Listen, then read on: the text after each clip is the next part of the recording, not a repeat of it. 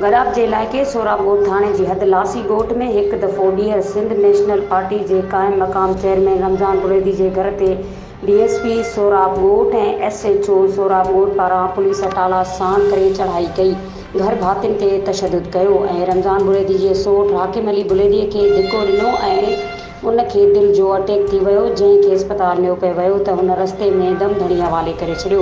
उन बाद SMP STP ऐं ॿियनि सियासी समाजी अॻवाननि पारां लासी ॻोठ जे बिस्मिल्ला चौक ते लाश रखी धरणो हणी एहतिजाजी मुज़ाहरो करे धरणो हयो।